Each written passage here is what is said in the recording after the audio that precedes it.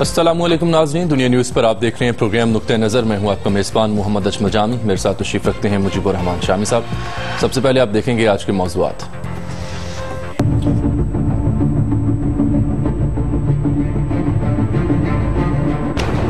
ملک کے بہترین مفاد میں جنرل کیانی کو 29 نومبر 2010 سے 3 سال کی مدت کی توسیع دینے کا فیصلہ کیا ہے۔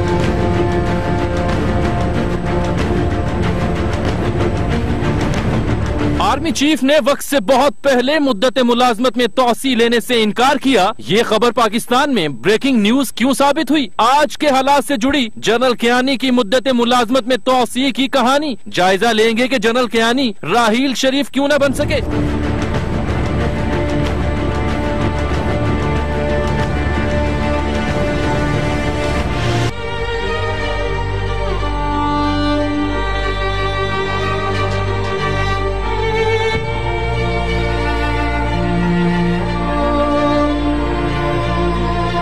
پاک فوج کا ایسا جنرل جس نے مشرقی پاکستان میں فوجی کارروائی سے انکار کر دیا، صاحبزادہ یعقوب خان دنیا سے رخصت ہو گئے۔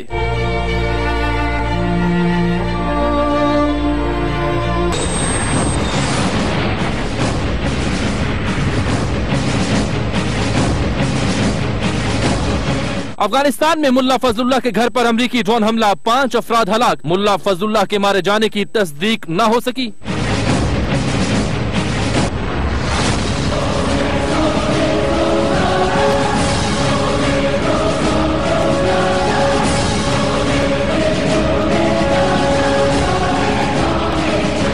سپریم کورٹ کا خواجہ سعد رفیق کے حلقے NA 125 کے ووٹوں کی نادرہ سے تصدیق کا حکم۔ لاہور کے الیکشن ٹریبیونل نے NA 122 میں مبینہ دھاندلی کے خلاف درخواست ناقابل سماعت قرار دے دی۔ علیم خان کا سپریم کورٹ میں جانے کا اعلان۔ یہ الیکشن ٹریبیونل سمجھتا ہے کہ یہ جو ہمارا الزام ہے دھاندلی کا، یہ چونکہ الیکشن شیڈیول سے پہلے ہو گئی ہے، یہ چونکہ الیکٹرل لسٹ میں ہوئی ہے، یہ ہماری جو جس کے اوپر لسٹوں کے اوپر چونکہ یہ ان کے پریویو میں نہیں آتا، اس لیے انہوں نے اس کو ناقابل سماعت کرا دیا۔ اب جبکہ الیکشن ٹریبیونل نے ہماری سماعت سے انکار کر دیا، سننے سے انکار کر دیا، تو اب ہمیں الیکشن کمیشن آف پاکستان بھی بتا دے کہ اب ہم نے کدھر جانا ہے۔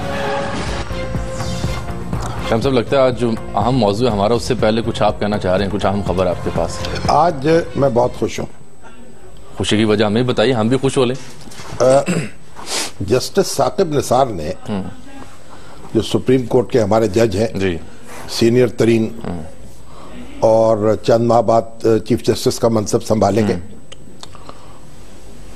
انہوں نے یہ بات کہی ہے کہ اب فروری سے وکیلوں کی درخواستوں پر مقدمے ملتوی نہیں ہوں گے۔ اچھا۔ اور سماعت جو ہے مقررہ وقت پر مقررہ تاریخ میں ہوگی، اور یہ جو التوا میں ڈالا جاتا ہے طرح طرح کے بہانوں سے، 1 سال لگ جاتے ہیں، اس کو برداشت نہیں کیا جائے گا، اور عدالت جو ہے وہ اس معاملے میں کوئی دباؤ قبول نہیں کر سکے گی۔ بہت خوب، یہ اس سے تو سسٹم میں آ جائیں گے۔ یہ وہ فکریں ہیں، یہ وہ باتیں ہیں جو سننے کے لیے میرے کان ترس رہے تھے۔ نہ افتخار چودھری صاحب کو توفیق ہو سکی اس کی، نہ جسٹس جواد خواجہ صاحب کی زبان سے ادا ہوئے۔ ثاقب نثار صاحب کو میں سلام پیش کرتا ہوں، انہوں نے پاکستان کے عوام کے دل جیت لیے ہیں یہ بات کہہ کر، اور ہمیں امید ہے کہ اس پر عمل ہوگا۔ سپریم کورٹ جو امریکہ کی ہے، وہاں آپ دیکھیں 15 منٹ 20 منٹ ایک وکیل کو دیے جاتے ہیں اپنا کیس آرگو کرنے کے لیے، اور پھر لیو ٹو اپیل گرانٹ کرنے کے لیے بڑی یعنی چھان بین سے گزرنا پڑتا ہے۔ یہاں عدالتیں آنکھیں بند کر کے ہائی کورٹ کے خلاف لیو ٹو اپیل گرانٹ کرتی ہیں، سپریم کورٹ میں مقدموں کے انبار لگتے ہیں، اور پھر سیشن کورٹ سے ہائی کورٹ، یہاں مقدموں کے فیصلے یا ان کی ایکسپٹنس یا ان کی ایڈمیشن وکیلوں کو دیکھ کر ہوتی ہے۔ ان بیچارے درخواست گزاروں کو دیکھ کے نہیں ہوتی جن کی مٹی پلید ہوتی ہے اور برسوں سے وہ ترس رہے ہوتے ہیں انصاف کو. تو آج ثاقب نثار صاحب کو اور سپریم کورٹ کو میں مبارکباد پیش کرتا ہوں. جی ہاں بلا شبہ اسپیڈی ٹرائل ہوگا اس سے تو. اور میری دعا ہے کہ یہ جو بات انہوں نے کہی ہے اسے عمل کا جامہ پہنائے اور دعائیں لیں ہر شخص کی, ہر پاکستانی کی, ہر مظلوم کی. بالکل ٹھیک. کل کا جو اعلان تھا آئی ایس پی آر کی جانب سے جو ہوا, آرمی چیف کو کوٹ کیا جنرل باجوہ صاحب نے اپنے ٹویٹس میں, اس پر کل تو پروگرام بھی ہم نے کیا, کل سارے تجزیہ کاروں نے اسی پہ بات کی, لیکن بعد میں خیال آیا کہ یہ ڈسکس کرنا تو مناسب تھا, لیکن یہ خبر کسی اور, کل آپ نے بھی اس کا نقطہ اٹھایا تھا, کسی اور ملک میں کیا بریکنگ نیوز بنتی؟ ہمارے یہاں تو کل یہ بریکنگ نیوز تھی, بہت بڑی خبر تھی, تمام تر جو موضوعات تھے, معاملات تھے, خبریں تھیں, وہ بہت پیچھے چلے گئے. دیکھیے جو ہمارے حالات ہیں اور جس طرح کا میڈیا ہمارا ہے, جس طرح کی سیاست ہماری ہے اور جس طرح کے دفاعی اداروں میں بیٹھے ہوئے بعض عناصر ہمارے ہیں, اس سب کو اگر آپ مد نظر رکھ لیں تو یہ بریکنگ نیوز تھی. اور اگر ہر چیز نارمل طریقے سے چل رہی ہو تو اس میں کوئی خبر نہیں تھی اور ضرورت بھی نہیں تھی. ابھی ہم نارمل نہیں ہوئے ویسے؟ نہیں, ابھی نارمل نہیں ہوئے, ہوتے ہوتے دیر لگی. کیا کہا ہے کسی شاعر نے کہ رکتے رکتے رکیں گے آنسو, رونا ہے یہ ہنسی نہیں ہے. تو ابھی ہمیں سلیقہ آتے آتے آئے گا. نہ ہمارا میڈیا اس کو پتا ہے کہ اس نے ایسے لوگ گھسائے ہماری صفوں میں. ہم نے تو 30 40 50 سال غارت کر دی ہیں یہاں, اور وہ کل کے جو بچے جو ہے پتہ نہیں کہاں سے ناک پوچھتے ہوئے آئے ہیں اور چیخم دہاڑ بچا دی ہے. ہر ویلیو اور ہر قدر ایک لفظ کہنے دیجئے, ہر ایتھکس جو ہے ان کو برباد کرتے چلے جا رہے ہیں. نان جرنلسٹ نہیں, اب کیا کہوں میں اس کو, نان جرنلسٹ کہنے جو کچھ کہنے, ہمارا جرنلسٹ تو ہے نا بھائی. بات یہ ہے کہ ان لوگ جو ہے کچھ سوچیں. پاکستان کی فوج کے بارے میں اس طرح کی باتیں کرنا, سپیکولیٹ کرنا, اور اب شروع ہو جائے کہ اب نیا آرمی چیف کون ہوگا. اور اگر اس دنیا میں کہیں یہ تماشے نہیں ہوتے, کوئی خدا خوفی کرے. آئی ایس پی آر بھی خاموشی سے دیکھ رہا ہوتا ہے. پیمرا جو ہے اس کے منہ میں بھی گھنگنی ہے, اگرچہ کہ افسار صاحب جو ہے ان کو اللہ نے زبان دی ہے, ماشاءاللہ آپ تو کافی ایکٹیو ہوئے ہیں, دماغ دیا ہے, دل دیا ہے, قلم دیا ہے. تو خدا کے لیے کچھ غور کریں, ہم سب اپنے حالات پر خود غور کریں. تو بہرحال یہ جو کچھ ہوا تو اب تو سارے چینلز میں یہی بات ڈسکس ہوئی. اور اس کے ساتھ ہی پھر یہ بات بھی تھی کہ جنرل اشفاق پرویز کیانی جو تھے, انہوں نے تو 3 سال کی ایکسٹینشن لے لی, 6 ماہ یہاں سے گزار کر رخصت ہوئے. 6 سال. تو راحیل شریف صاحب جو ہیں انہوں نے کیوں اپنے پر سمیٹ لیے؟ تو اس پر بات کرتے ہیں تفصیل کے ساتھ. اور پھر جو سابق آرمی چیف ہے جنرل اشفاق پرویز کیانی, ان کے بہت قریب رہے جناب ہارون الرشید صاحب, سے تجزیہ کار ہیں, لکھاری بھی ہیں, اور پھر وہ بھی آج ہمارے پروگرام کی زینت بنیں گے. لیکن ایک بریک لے لیتے ہیں, ایک بریک لیتے ہیں شامی صاحب. بریک کے بعد ناظرین آپ سے ملاقات ہوگی.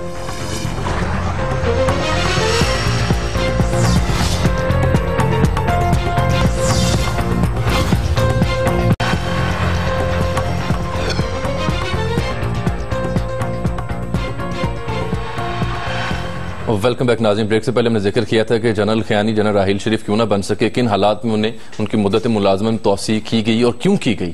تو اس پر بات کرنے کے لیے ہمیں جوائن کیا نقطہ نظر میں آج سینئر تجزیہ کار جناب ہارون الرشید صاحب نے. ہارون صاحب آپ کو پروگرام میں خوش آمدید کہتے ہیں, لیکن آپ کو اور شامی صاحب کو میں مخاطب کرنے سے پہلے اس وقت کے جو وزیر اعظم تھے گیلانی صاحب, ان کی تقریر کا چھوٹا سا حصہ سنانا چاہ رہا ہوں, ذرا وہ دیکھ لیجئے گا. ملک کے بہترین مفاد میں نے وزیر اعظم کی حیثیت سے جنرل کیانی کو موجودہ پالیسی میں نرمی اختیار کرتے ہوئے صدر مملکت آصف علی زرداری کی مشاورت کے بعد 29 نومبر 2010 سے 3 سال کی مدت کی توسیع دینے کا فیصلہ کیا ہے. یہ فیصلہ دہشت گردی کے خلاف جنگ اور قانون کے نفاذ کے لیے مختلف آپریشنز میں ان کے فعال کردار کے پیش نظر کیا گیا ہے. ہمیں یقین ہے کہ جنرل اشفاق پرویز کیانی کی قیادت میں دہشت گردی کے خلاف جنگ کامیابی سے پایا تکمیل تک پہنچے گی.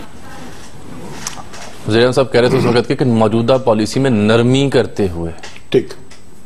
ہارون صاحب جی, اب اس بات میں تو کوئی شبہ نہیں ہے کہ اخبار نویسوں میں آپ جنرل اشفاق پرویز کیانی کے سب سے زیادہ قریب تھے, اور واقعات کو بہت گہرائی سے دیکھ رہے تھے.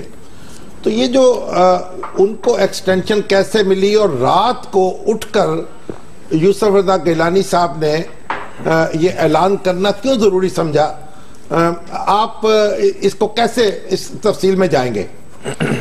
دیکھیے گزارش یہ ہے کہ وہ نہیں چاہتے تھے ایکسٹینشن، انہوں نے خواہش نہیں کی تھی، اگرچہ وہ مان گئے بعد میں درخواست پر، اور آپ سے اس پہ بات ہوتی رہی ہے. میں ان لوگوں میں شامل تھا جنہوں نے ان سے ریکویسٹ کی کہ کنٹینیوٹی ضروری ہے، آپ امریکہ کو ڈیل کر رہے ہیں، آپ افغانستان کو ڈیل کر رہے ہیں، انڈیا کو ڈیل کر رہے ہیں، تو شاید کوئی دوسرا آدمی آئے تو اس خوبی سے نہ نبھا سکے. تو اس پہ وہ انہوں نے کہا میں تو انکار کر چکا ہوں وزیر اعظم کو، اور میں نے بعد میں ان سے تصدیق بھی کی وزیر اعظم سے، یوسف رضا گیلانی سے، انہوں نے کہا انہوں نے انکار کر دیا تھا. تو جب ان کے کوئی دوست تھے جو جرنلسٹ نہیں ہیں، نہ کوئی سیاستدان ہے، نہ ان کا سیاست سے براہ راست کوئی تعلق ہے، جن کی وہ بات سنتے تھے، جن سے مشورہ کرتے تھے، تو میں ان کی خدمت میں حاضر ہوتا رہا، ان سے اصرار کرتا رہا، اور وہ یہ کہتے رہے کہ جو اللہ کو منظور ہوگا ہو جائے گا، مضطرب ہونے کی ضرورت نہیں ہے. تو اس کے بعد وہ مان گئے. جب وہ مان گئے تو پھر ایک عجیب واقعہ ہوا کہ مضمون چھپنے لگے ان کے خلاف، 5 مضمون چھپ گئے. تو میرا خیال ہے، اگرچہ میں نے ان سے اس کی تصدیق نہیں کی، لیکن ان کے قریبی ذرائع سے جو مجھے معلوم ہوا ہے کہ انہوں نے پھر وزیر اعظم سے کہا کہ اگر آپ کو اعلان کرنا ہے تو آپ اب کر دیں، you should do it now. تو اس پہ بڑی کھلبلی مچی، اور پھر آپ کو پتا ہے کہ لیٹ نائٹ انہوں نے اعلان کیا، اور بعد میں گیلانی صاحب نے یہ کہا کہ منت سماجت کر کے ہم نے انہیں بنایا. مجھے نہیں پتا آپ لوگ یہ کہانی کیسے گھڑ لی ہے، اور اس پہ اصرار بھی کرتے ہیں کہ کیانی صاحب نے اس کے لیے کوشش کی اور پرسو کیا. ان کے کوشش کرنے سے کیا ہوتا تھا؟ فرض کیجئے وہ کوشش کرتے، یہ تو وزیر اعظم کا اختیار تھا بناتے یا نہ بناتے. اس کا مطلب یہ ہے کہ اگر آپ کے راحیل شریف صاحب سے تعلقات ہوتے تو وہ بھی توسیع لے لیتے.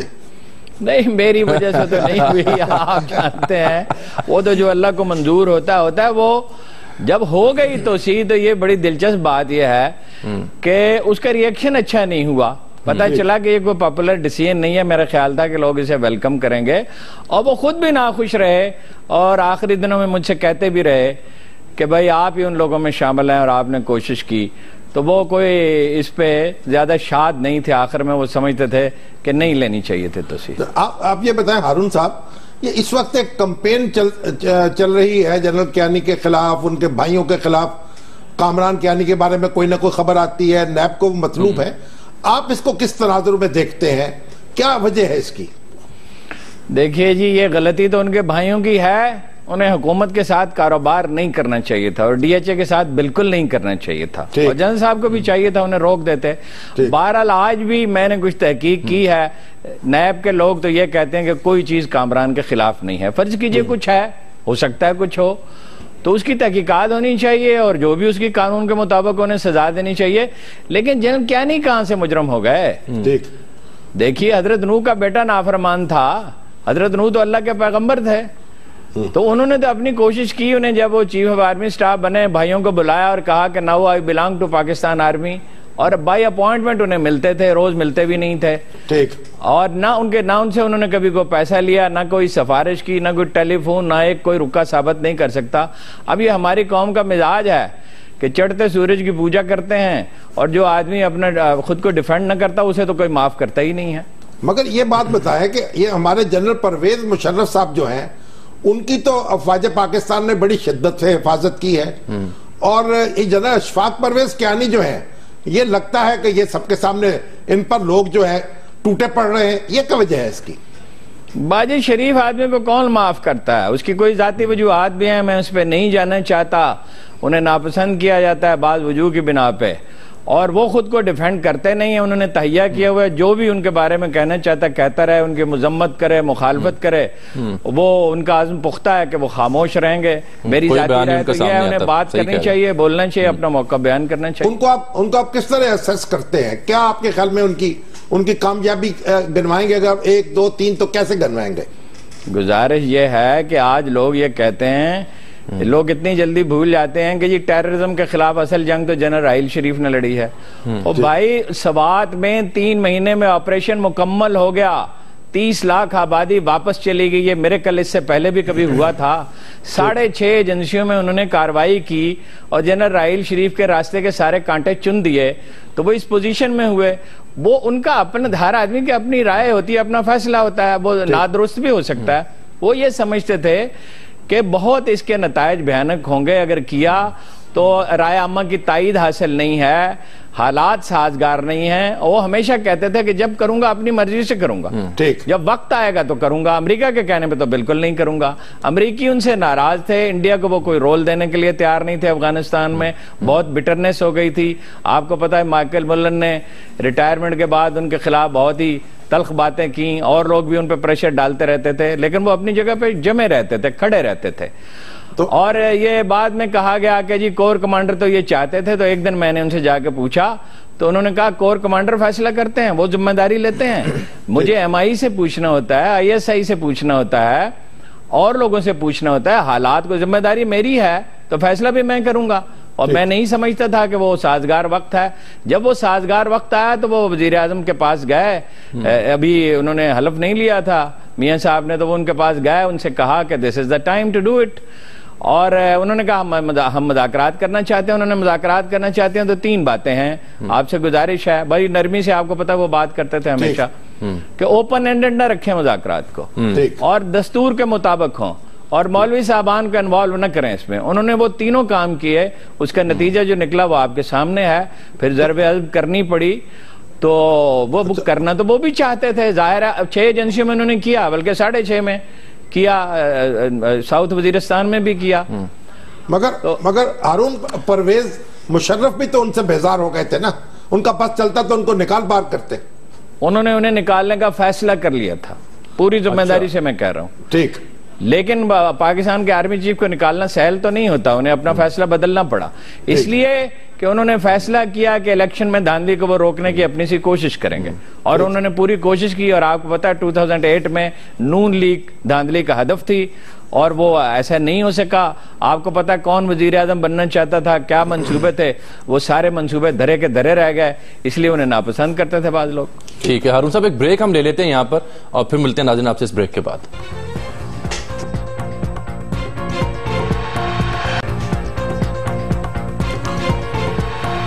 वेलकम नाज़रीन, ब्रेक से पहले आप गुफ्तगू सुन रहे थे हारून रशीद साहब की, और आगे बढ़ते हैं इसी मौजू को लेकर। शाम साहब, एक अहम मुद्दा ये भी उठ रहा है कि अब ये जो मुद्दत मुलाजमत है चीफ ऑफ आर्मी स्टाफ की, वो 3 साल होती है उसकी मियाद, तो उसे बढ़ाकर 4 साल भी किया जा सकता है या नहीं, ताकि एक्सटेंशन का रौले खत्म हो जाए?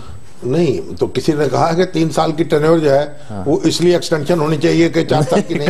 कहा तो किसी ने, लेकिन तो ये एक सोल्यूशन आ रहा है। देखिए किस बात का सोल्यूशन, तज्जिए की कोई मसला ही नहीं है, कोई सोल्यूशन क्या है।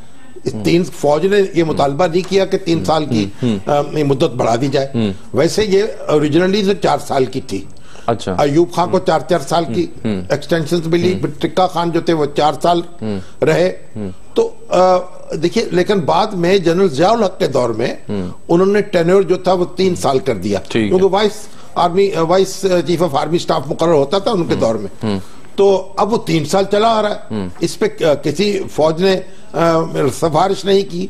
तो इसलिए जो चीजें तयशुदा हैं उनको तयशुदा रखा जाए, ठीक है, और अगर हुकूमत को मुनासिब समझे तो फैसला कर ले, इसमें बेहतर तमीज की जरूरत क्या है। बिल्कुल, ये हमारे शमसुद्दीन अमजद साहब कह रहे हैं कि जनरल कियानी इस बाब में वाकई मजलूम नजर आते हैं, और ये जो हारून साहब ने तकाबली जायजा पेश किया है वो बेहतरीन था। देखिए, अभी हमारे जो मेजर वसीम चौधरी साहब है ना, उनका भी एक बड़ा तवील मैसेज आया है मुझे। ये क्या फरमाते हैं? और उन्होंने कहा है कि जी आपने सवाल तो ये करना चाहिए था कि ये जो DHA जो है वो अपना इंटरेस्ट खुद क्यों नहीं वॉच करती, ठीक, और ये प्राइवेट कंपनियां जो हैं उनकी जिम्मेदारी क्या है कि DHA का इंटरेस्ट वॉच करें। उन्होंने कहा 16 जॉइंट वेंचर्स हैं जो लाहौर में, कराची में, इस्लामाबाद में DHA ने शुरू किए जॉइंट वेंचर्स, और कोई एक भी जो है पाया तकमील को नहीं पहुंचा, सिरे नहीं चढ़ा। DHA के जो जिम्मेदारान हैं ये लालच का शिकार होते हैं, अपने मुआहदों को तोड़ते हैं, उनमें तरमीमें करना चाहते हैं, और इस तरीके से दूसरे फरीक को तंग करते हैं, जो पार्टनर है। और इससे कोई इनका काम सिरे नहीं चढ़ता। इनका इससे तो बेहतर मॉडल जो है ये बहरिया टाउन का है, कि बहरिया टाउन वाले ज्यादा बेहतर तरीके से परफॉर्म कर रहे हैं, और ये जो DHA ہے, اس کو فوج کی پوری بیکنگ حاصل ہے. کور کمانڈر صاحب جو ہیں وہ اس کے سربراہ ہوتے ہیں, اور اس کے باوجود ان سے کام نہیں ہوتا, اور یہ پرائیویٹ کمپنیوں کو کوستے ہیں. اور تو یہ کیوں ان کو کیوں کوسا جائے, یہ ان کا احتساب کیوں نہ کیا جائے, یہ اپنا کام کیوں نہ کرے. ایک بات. اب دوسری بات یہ کہ ڈاکٹر سید سلمان ندوی صاحب جنوبی افریقہ بیٹھے ہمارا پروگرام دیکھ رہے ہیں, انہوں نے میسج کیا ہے کہ بھائی یہ شعر میں نے تو یوں سنا تھا کہ تھمتے تھمتے تھمیں گے آنسو, رونا ہے یہ ہنسی نہیں ہے. آپ نے رکتے رکتے کہہ دیا. اچھا, تو ڈاکٹر صاحب آپ کی بات زیادہ معتبر ہے میری بات سے. چلیے ہم تھمتے تھمتے. اس سے پہلے کہ ہم صاحبزادہ یعقوب صاحب کا ذکر کریں, کال ایسی ایشو پہ جو ابھی ڈسکس ہم نے کیا ہے, یہ کراچی سے محمد حسین بٹ صاحب کچھ کہنا چاہ رہے ہیں. فرمائیے گا حسین بٹ صاحب. السلام علیکم سر. وعلیکم السلام. وعلیکم السلام, فرمائیے جی. اچھا سر, مسئلہ یہ کہ ہم جنرل رئیس شریف صاحب نے بہت اچھا کام کیا, لیکن ہم یہ کیوں سوچتے ہیں کہ جنرل رئیس شریف کے بعد کوئی ایسا جنرل نہیں آئے گا جو. ہم نے بالکل نہیں سوچا یہ, اور نہ یہ بات کہی ہے. کام کر سکتے ہیں بالکل. ہم تو سمجھتے ہیں ادارے جو ہیں وہ ہونی چاہیے, انہوں نے فیصلہ اپنی جگہ کیا ہے, اچھا فیصلہ ہے, بالکل ٹھیک ہے. تو یہ ان کو حق ہے فیصلہ کرنے کا, اور حکومت کو حق ہے فیصلہ کرنے کا, ہم یہ بات نہیں کہہ رہے. سر آج صاحبزادہ یعقوب خان صاحب جو ہیں وہ دنیا سے رخصت ہو گئے, ان کی نماز جنازہ بھی ادا کی گئی پنڈی میں, اور چیف آف آرمی اسٹاف بھی ان کی نماز جنازہ میں شریک تھے. 95 برس ان کی عمر بنتی ہے, اور جو جنرل ضیاء دور میں وزیر خارجہ بھی رہے. جنرل ضیاء ایک دور میں نہیں رہے, کئی ادوار میں رہے. اور یہ آج میری شمشاد احمد خان صاحب سے بھی بات ہو رہی تھی, اور وہ انہوں نے بھی بہت طویل عرصہ ان کے تحت کام کیا. یہ جو ہمارے صاحبزادہ یعقوب خان صاحب تھے, پاکستان نے کوئی جو ذہین ترین ڈپلومیٹ پیدا کیے ہیں, یہ ان میں سے ایک تھے. کئی زبانیں, 6 سے لے کے 10 زبانیں تک, جرمنی, انگریزی, فرانسیسی, رشین, اٹالین, عربی, ہر زبان پر قادر تھے. حتیٰ کہ جب مشرقی پاکستان میں ان کی تقرری ہوئی یہ آخری دنوں میں, تب تو لیفٹیننٹ جنرل تھے نا یہ. ہاں لیفٹیننٹ جنرل, یہ اس وقت انہوں نے وہاں بنگالی سیکھ لی. اچھا, بنگالی سیکھی, اور بنگالی میں تقریریں کرتے تھے پھر. زبردست. اور یہ پاکستانی فوج یعنی 1920 میں پیدا ہوئے. پاکستان بننے سے پہلے ان کو کمیشن ملا. جو ریاست ہے رامپور کی, اس کے حکمران گھرانے سے ان کا تعلق تھا. ٹھیک. اور پاکستان جب بنا تو انہوں نے آپٹ کیا ان کے پاس آنا پاکستان میں, اور پاکستانی فوج کو سرو کرنا, اور پھر پاکستانی فوج کو سرو کیا, اعلیٰ ترین مناصب تک پہنچے. اور مشرقی پاکستان میں یہ کمانڈر ایسٹرن کمانڈ تھے جب یہ وہاں فوجی کاروائی کا فیصلہ ہوا. اور ایڈمرل احسن نے پہلے اس سے انکار کیا جو گورنر تھے وہاں, اور ڈس ایگری کیا گورنمنٹ یحییٰ خان کہ فوجی کاروائی نہیں ہونی چاہیے, پھر انہیں استعفیٰ دیا. تو چند روز انہوں نے قائم مقام گورنر کے طور پر بھی فرائض ادا کیا صاحب نے. ٹھیک ہے. اور انہوں نے انکار کیا کہ یہ کاروائی یہاں فوجی نہیں ہونی چاہیے, being a serving officer. اور پھر ان کو واپس بلا لیا گیا, اور اس فوجی کاروائی کا جو نتیجہ نکلا وہ آپ نے دیکھا. یہ پاکستان کے سفیر رہے بھٹو صاحب کے دور میں. جی ہاں, یہ روس میں بھی, امریکہ میں بھی, فرانس میں, امریکہ میں, اور اس کے UNO کے ساتھ بھی انہوں نے بہت خدمات انجام دی.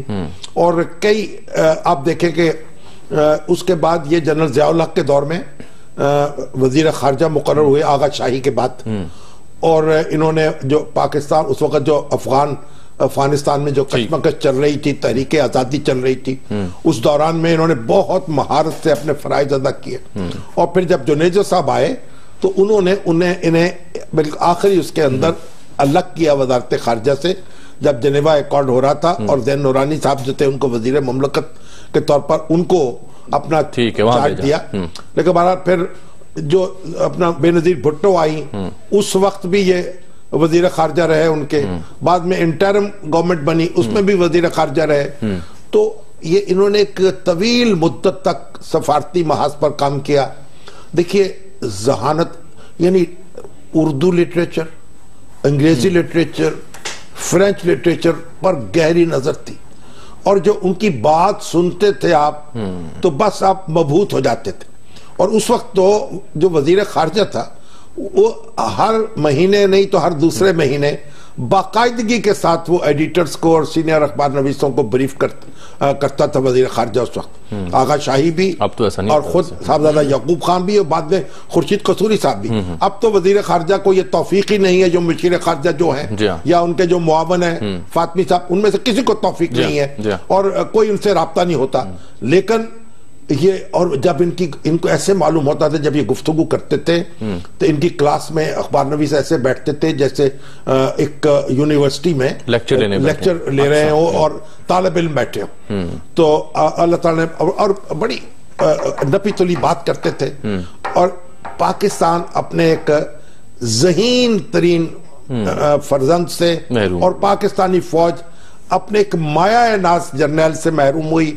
انہوں نے جو خدمت کرنی تھی پوری اننگ تو کھیل چکے, لیکن ان کے 10 سال پہلے کتاب چھپی تھی ان کے بارے میں اور اس میں ان کے کچھ آرٹیکلز بھی تھے ان کی شخصیت کے بارے میں بھی تھی, لیکن انہوں نے خود کچھ نہیں لکھا. یہ ایک اگر وہ خود لکھتے ان چیزوں پر تو بہت بہتر ہوتا, لیکن وہ جو ایک بس بات کو چھپانے کی عادت تھی ڈپلومیٹ کی, اس نے ان کو کتاب نہیں لکھنے دی. بالکل, یہ آغا خان یونیورسٹی کے بانی چیئرمین بھی رہے. ہاں جی, ان کے بورڈ کے چیئرمین تھے. اب یہاں ناظرین پروگرام وقت ایک بریک کا واپس آتا ہے تو مزید موضوعات پر بات کریں گے.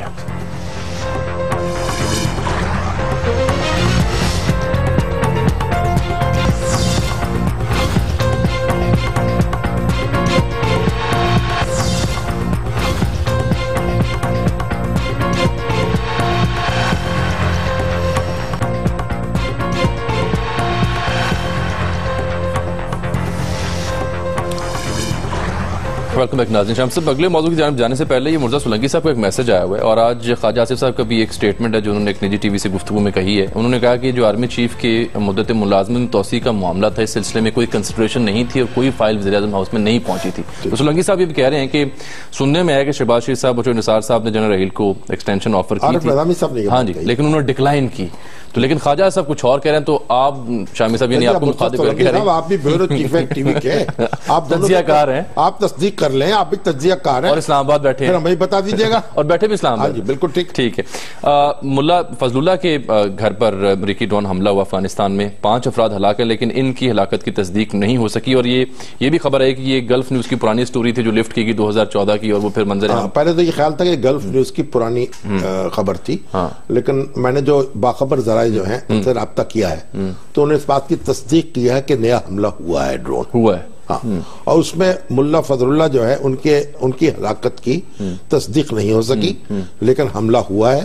اور وہاں جو امریکن فورسز ہیں اور پاکستانی فوج ہے ان کے تعاون سے یہ اقدام ہوا ہے اور یہ وہ ان کا تعاقب جاری رکھا جائے گا اور انہوں مل کر جو ہیں ان کے ساتھ نبٹنے کا فیصلہ کر چکے ہیں. بالکل ٹھیک. آج N125 کے بارے میں بھی ڈیسیژن آیا اور الیکشن ٹریبیونل نے N122 کے بارے میں بھی بات کی ہے. سپریم کورٹ نے کہا کہ 125 جو ہے خواجہ سعد رفیق صاحب, خواجہ سعد رفیق کا حلقہ ہے, اس میں انگوٹھوں کی تصدیق نادرہ سے تصدیق کا حکم دیا گیا. ٹھیک ہے, ایک بات ہو گئی.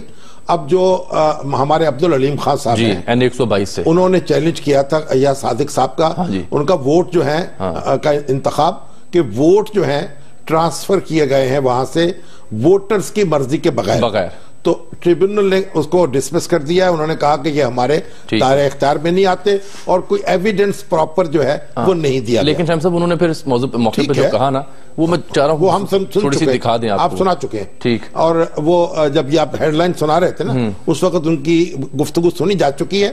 اب وہ سپریم کورٹ جائیں گے, اب سپریم کورٹ جا کے پتہ چلے گا تو کیا صورت ہوگی, اس کا انتظار کرنا چاہیے. ٹھیک ہے.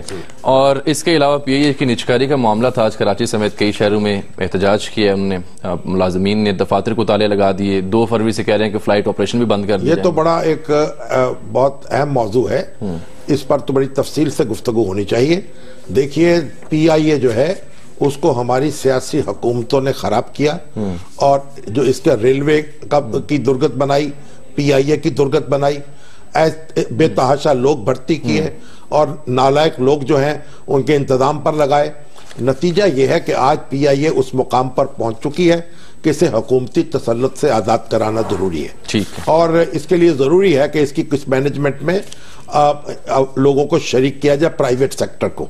अब इसका क्या तरीका हो, ये हुकूमत को चाहिए कि जो कारकुन है वहां के, ये पायलट, ये जो एसोसिएशन है, उनको भी एतमाद में ले ले पलपा, और उनसे कोई बातचीत करके उनको बता दे और समझा दे कि पलपा का ये काम नहीं है कि वो अदारा चलाए। वो कहते हम चला लेंगे अदारा, कैसे चला लेंगे? तो ये उनका काम नहीं है, लेकिन उनसे बातचीत होनी चाहिए और ये बात हमें नोट कर लेनी चाहिए। अगर इस मुल्क को जो बर्बादी इस मुल्क की हुई है ना, वो एक हमारी नेशनलाइजेशन की पॉलिसी से हुई है और उसने हमें इस हाल पे पहुंचाया। अरबों रुपए हमारे जाया हो रहे हैं, अदारे जो हैं उनके नुकसानात उठाते उठाते। तो ये बहरहाल इसकी कुछ तरकीब करनी है, हुकूमत से इसको निजात दिलानी है और फिर आगे बैठकर कोई मशवरा कर लिया जाए। हाजी इनाम इलाही साहब की आज, हाजी इनाम इलाही साहब जो हैं असर जी, इनाम इलाही असर साहब, असर वो जनाब के बहुत मुखय्यर शख्स थे, बड़े बिजनेसमैन थे। अल हिजाज अस्पताल कायम किया जो गरीबों की, नादारों की खिदमत करता है गुलबर्ग के अंदर लाहौर में। एक बड़ा आप समझे लाहौर पर उनका वजूद जो था एक नेमत था, एक रहमत का साया था और हर जगह वो बढ़ चढ़ कर हिस्सा लेते थे और बड़ी तवील उम्र, 80 साल से ज्यादा उम्र पाई और हर खैर के काम में पेश रहे। अल्लाह ताला उनकी मगफरत करे। वो रुखसत हुए हैं तो मालूम होता है कि जो बरकत है ना, बरकत जो है कुछ कम हो गई है लाहौर शहर में। अल्लाह ताला उनका जो है खला पूरा करने की तौफीक अता फरमाए। मैं भी आज काफी अफसरदा हूं जी। डॉक्टर नसरुल्लाह खान साहब 25 साल से न्यूयॉर्क में मुकीम थे, पाकिस्तान के बड़े होनहार डॉक्टर थे और मोहतरमा नरजिस लगारी साहिबा के ये हस्बैंड हैं और ये इंतकाल करके पाकिस्तान तशरीफ लाए। चंद रोज पहले अचानक इंटरनल ब्लीडिंग हुई, इंतकाल करके उनसे मेरी मुलाकात नहीं हो सकी। इन दोनों से मुझे माँ बाप की हमेशा शफकत मिली और सरपरस्ती मिली, बहुत मोहब्बत और दुआएं इनसे मिली।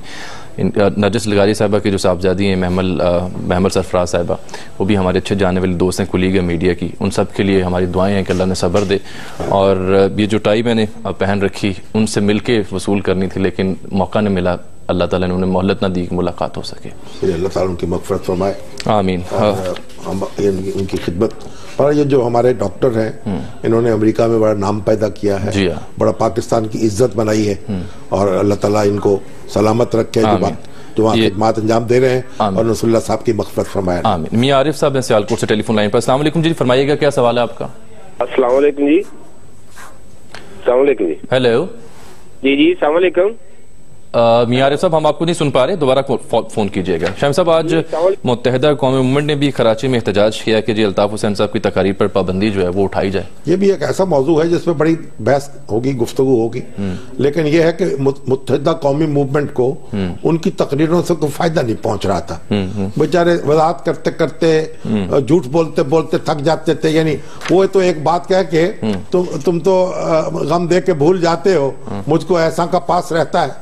तो मुत्तहिदा कौमी मूवमेंट को इतने जज्बाती होने की जरूरत नहीं है। अल्ताफ भाई से जरा बातचीत कर लें, अगर उनको समझा लें तो फिर बाद में नहीं, बाद में फिर देखेंगे। अच्छा जी, आज ये खुर्शीद शाह साहब ने तजवीज़ दिया, उन्होंने कहा ये APS पे जो वाक़या हुआ, 4 सदर बादशाह खान यूनिवर्सिटी पे जो वाक़या हुआ, इस पर एक अदालती कमीशन जो है वो बनाया जाए। फिर उन्होंने कहा कि नरेंद्र मोदी तक ने मजम्मत कर दी बादशाह खान यूनिवर्सिटी की, जो निसार साहब ने नहीं की। अब चौधरी निसार साहब वो तो कहते हैं, उन्होंने भी बयान जारी किया है, लेकिन चौधरी निसार साहब जो हैं वो अभी उनकी मंजर आम पर नहीं है इस वक्त। कहा जाता है कि बीमार हैं, को टटोल के देखना चाहिए कि क्या सूरत हाल है। बाकी जहां तक इस तरह के वाकयात पे अदालती कमीशन बनाने का ताल्लुक है, ये कारिला हासिल है। दहशत गर्दी के वाकयात पर कहीं दुनिया में अदालती कमीशन नहीं बनते। ठीक है, ये पठानकोट के वाकये पे अदालती कमीशन बना है, वहां दुनिया में कहीं बनते हैं अदालती कमीशन? हमारे जो सियासतदान है उनको ना बात करने का सलीका है, ना उनके पास कोई ख्यालात की फरावानी है, वो घिसी पिटी बातें करते रहते हैं। उनको कुछ खुदा का खौफ करना चाहिए। प्रोग्राम का वक्त भी खत्म हो गया। नाज़रीन, आपसे मुलाकात होगी अगले प्रोग्राम में, तब तक लिए इजाजत, अल्लाह हाफ़िज़।